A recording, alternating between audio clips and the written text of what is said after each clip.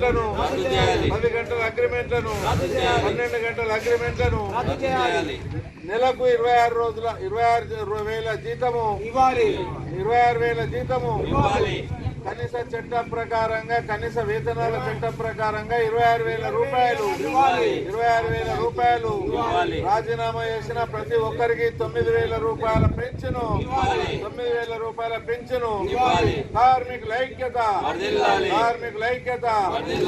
నరేంద్ర మోడీ ప్రభుత్వం అధికారానికంటే ముందు ఎలక్షన్లు జరిగినప్పుడు తను అనేక మాటలు మాట్లాడిండు.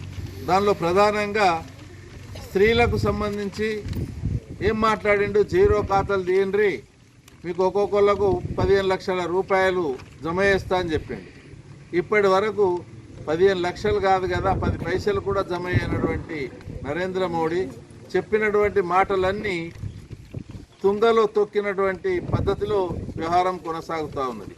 కార్మికులు అనేక సంవత్సరాల నుంచి మేడే స్ఫూర్తితోని ఆనాటి వరకు కొట్లాడి సాధించుకున్నటువంటి 8 గంటల పని దినాన్ని ఇవాళ ప్రపంచవ్యాప్తంగా ప్రతి కంపెనీ ప్రతి ఫ్యాక్టరీ కూడా 8 గంటల పని దినంతో పనిచేస్తున్నటువంటి కార్మికులకు 8 గంటల పని దినంతో జీతభత్యాలు ఉంటాయి. కానీ ఇవాళ ఈ నరేంద్ర మోడీ ప్రభుత్వము అధికారానికి వచ్చిన తర్వాత ఆ చట్టాలన్నింటినీ రద్దు చేసేసి మొత్తము ఈ వ్యాపారస్తుల కోసం 10 గంటల పని దినం 12 గంటల పని దినానికి అగ్రిమెంట్లు చేస్తూ ఉన్నారు.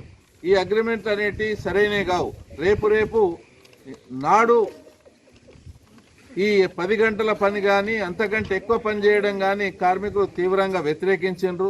ఇవాళ ఆ పద్ధతిని నరేంద్ర మోడీ గత అనేక సంవత్సరాల కంటే ముందు జరిగినటువంటి విధానాలు కొనసాగించే పద్ధతిలో ఈ విధానం వల్ల ఓళ్లకు ఆదాని అంబానీ ఫ్యాక్టరీల యజమానులకు లాభమే తప్ప కార్మికులను శ్రమ దోసుకోవడం వాళ్ళ రక్తాన్ని పిప్పివేయడం తప్ప ఇంకోటి కాదు. కాబట్టి ప్రభుత్వం వెంటనే ఆలోచించి ఈ 8 గంటల పని దినాన్ని యథాతథంగా కొనసాగించాలని ఇవాళ సుప్రీంకోర్టు చెప్పిన తీర్పు ప్రకారంగా సమాన పనికి సమాన వేతనం అని చెప్పిన ప్రకారంగా దాన్ని అమలు చేయాలి. ప్రతి ఒక్క కార్మికుడికి కనీస వేతనం 26,000 రూపాయలు ఇవ్వాలని, రాజీనామాలు చేసినటువంటి ప్రతి ఒక్కరికి 9,000 రూపాయల జీవన భృతి పింఛన్ ఇవ్వాలని, ఇట్లా అనేక విషయాలను కార్మికులకు లాభం చేసే రకంగా ప్రభుత్వం వివరించాలి.